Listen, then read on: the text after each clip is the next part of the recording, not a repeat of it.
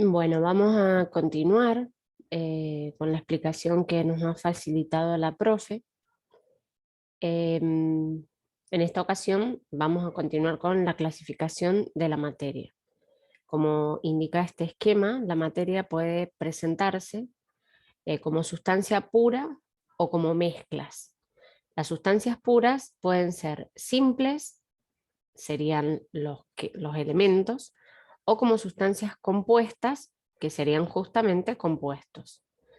En el caso de las mezclas, pueden ser homogéneas, el ejemplo son las soluciones, esas que a simple vista presentan una sola fase, y las mezclas heterogéneas, que son las que presentan más de una fase a simple vista. En principio, entendimos que sustancia es cada clase de materia. Una clase especial de materia que presenta siempre las mismas propiedades físicas y químicas. Por ejemplo, agua, aceite, sal. Una sustancia puede ser pura. Quiere decir que presenta una composición definida y constante con propiedades físico-químicas que son características. Es decir, que todas las moléculas que lo constituyen son iguales. Un ejemplo es el agua, el aceite, el oxígeno. A su vez, estas sustancias puras pueden ser simples o compuestas. Las simples son las que están constituidas por moléculas formadas por por átomos del mismo elemento, y el ejemplo característico es el de la molécula de oxígeno, la de hidrógeno, la de cloro, por ejemplo. El subíndice 2, en este caso, como ven acá, debajo de la fórmula de la molécula de oxígeno nos indica que cada molécula de oxígeno está compuesta por 2 átomos de este elemento. En este caso se trata de una molécula diatómica. Las compuestas son las que están constituidas por moléculas formadas por átomos de diferentes elementos químicos. Y el ejemplo sería, un ejemplo sería el dióxido de carbono, que está constituido por carbono y por oxígeno. En este caso, el subíndice 2, debajo del hidrógeno, en la fórmula de la molécula de agua, nos indica que cada molécula de agua está formada por 2 átomos de hidrógeno unidos a un átomo de oxígeno. Bueno, en cuanto a las mezclas, en la vida cotidiana, sin darnos cuenta, todo el tiempo estamos armando mezclas con diversas sustancias. Sin embargo, no sabemos cómo clasificarlas o analizarlas. ¿Qué es una mezcla? Una mezcla es una combinación de 2 o más sustancias. A cada tipo de sustancia pura que la forma la denominamos componente. En una mezcla, además, cada componente conserva sus propiedades características y puede ser separado por métodos físicos. Las mezclas se pueden clasificar en homogéneas y heterogéneas. Las homogéneas son aquellas que presentan un aspecto uniforme, es decir, que poseen una sola fase, son monofásicas, y sus propiedades y composición son las mismas en cualquier punto que se analice de esa muestra. Por ejemplo, agua con sal disuelta, agua con alcohol, agua con azúcar disuelta, soda, aleaciones de metales, etc. Las heterogéneas son aquellas que presentan 2 o más fases, por ello son polifásicas, y pueden estar presentes en cualquiera de los 3 estados de agregación. A la superficie de separación entre fases se le denomina interfase.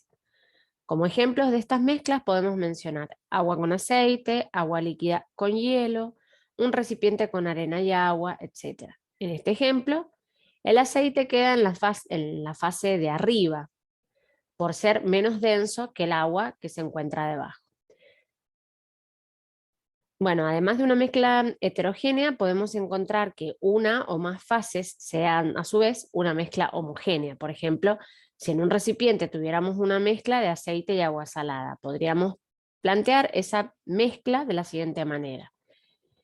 Hay una mezcla heterogénea porque hay 2 fases, aceite y agua salada, pero a su vez el agua con sal es una mezcla homogénea. En este caso hay 3 componentes, aceite, agua y sal, pero hay 2 fases, una heterogénea y una homogénea. Otro ejemplo puede ser el de una mezcla en un recipiente cerrado donde tengamos agua líquida, hielo y vapor de agua. Acá tenemos 3 fases, pero un solo componente. Ahora vamos con las transformaciones de la materia. Cambios físicos y cambios químicos.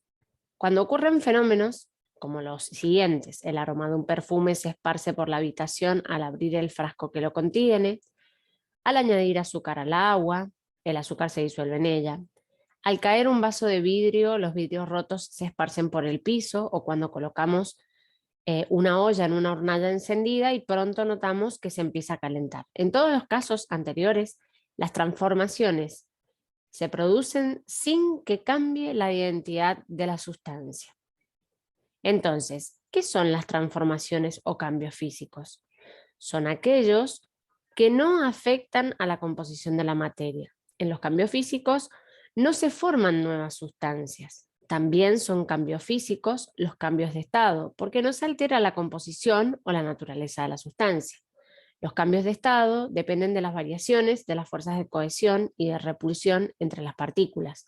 Cuando se modifica la presión o la temperatura, la materia pasa de un estado a otro, que fue lo que comentamos anteriormente. Ahora, cuando ocurren fenómenos como los siguientes: un papel que arde en presencia de aire, combustión; un metal que se oxida en presencia de aire o agua, corrosión; cuando digerimos un alimento, cuando ponemos a freír un huevo. En estos casos podemos decir que cambió el tipo de sustancia, convirtiéndose en otra diferente.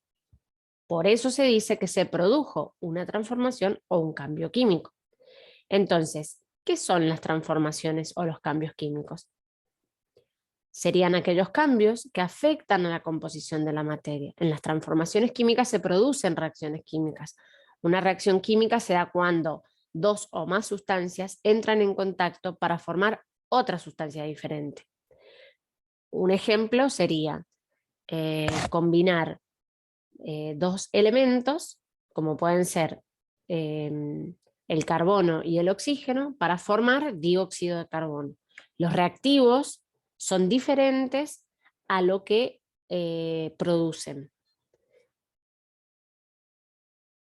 Ahora vamos a pasar a ver la estructura atómica según el modelo de Rutherford-Bohr, que lo vamos a continuar en el próximo video.